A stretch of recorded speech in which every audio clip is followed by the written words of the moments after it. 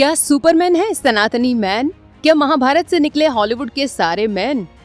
एक उड़ता हुआ शक्तिशाली देवता, आंखों से जिसके निकलती है चिंगारी, मानवता के दुश्मनों का है काल, उसको लोग बुलाते हैं सुपरमैन। लेकिन क्या आप जानते हैं कि सुपरमैन का किरदार बना है हमारे महाकाव्य से ही? बस जानने के लिए देखते रहिए दाग कर्मा। दोस्तों, हॉलीवुड की मूवीज अक्सर भारतीय ग्रंथों और महाकाव्यों से प्रेरणा लेकर बनाई जाती हैं। अवतार से लेकर ओपनहाइमर के पीछे की प्रेरणा वेद और शास्त्र ही है। यहाँ तक कि नौजवानों के दिलों पर राज करने वाली सुपरहिट मूवी सुपरमैन का किरदार निकला है महाभारत से।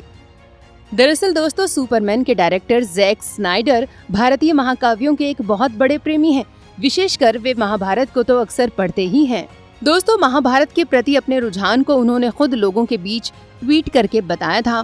उन्होंने महाभारत को एक महान महाकाव्य का दर्जा भी दिया है। उनके महाभारत को लेकर गहरे अध्ययन ने ही सुपरमैन के किरदार को जन्म दिया है। ऐसा हम इसलिए कह रहे हैं क्योंकि सुपरमैन के ऊपर बनी कई मूवीज को जैक स्नाइडर ने ही डायरेक्ट किया है। इस बात में कोई शक नहीं है कि सुपरमैन जैसे महाशक्तिशाली लोग महाभारत में मौजूद हैं, जो उड़ सकते हैं, पृथ्वी से आकाश यानी अलग लोक में भी जा सकते हैं।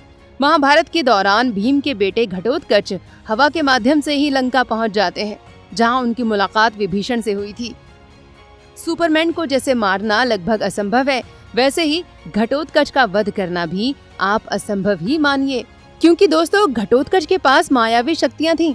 कर्ण, जिसके पास खुद शक्तिशाली बाण था, उसको अंत में इंद्र, जो कि एक अलग लोक में रहते हैं, कर्ण को इंद्रदेव द्वारा दी गई शक्ति का घटोत्कच के खिलाफ प्रयोग करना ही पड़ा था। दोस्तों, ठीक वैसे ही सुपरमैन का किरदार भी है। उसके शरीर को अस्त्र शस्त्र कुछ भी नहीं कर पाते हैं, लेकिन एक दूसरे लोक का पत्थर है जिसको सुपरमैन पर आधारित मूवी में क्रिप्टोनाइट स्टोन के नाम से जाना जाता है। इस पत्थर से बने हथियार से ही सुपरमैन को चोटिल या फिर कमजोर किया जा सकता है। यहाँ तक कि ये पत्थर भी सुपरमैन पर आधारित मूवीज में एक दूसरे लोक से लाया गया है। अब दोस्तों, यहाँ पर सोचकर देखिए कि घटोत्कच के एक राक्षसी के गर्भ से पैदा होने की वजह से उसको आज भी कई लोग गलत दृष्टि से देखते हैं। ऐसे ही सुपरमैन के साथ होता है। वो मानवता के साथ है, पर उससे नफरत करने वाले उसको राक्षस ही समझते हैं। अब आप सुपरमैन पर आधारित मूवीज का एक और सत्य जान लीजिए दोस्तों, वो ये है कि सुपरमैन अंतरिक्ष के रास्तों से एक लोक से दूसरे लोक में जा सकता है। क्या आप नहीं जानते कि ये सब भी हमारे महाकाव्य महाभारत में वर्णित है?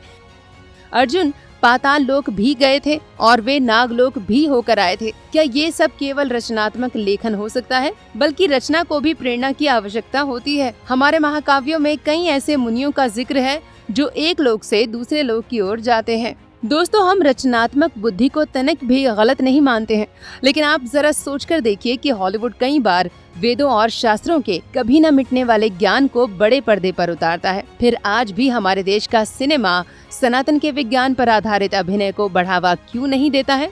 क्या आपको भी ऐसा लगता है? अगर हाँ, तो कमेंट करके जरूर बताएं। साथ ही सनातन धर्म से जुड़ी ऐसी ही इंटरेस्टिंग वीडियो देखने के लिए हमारे चैनल को सब्सक्राइब कर लीजिए। धन्यवाद।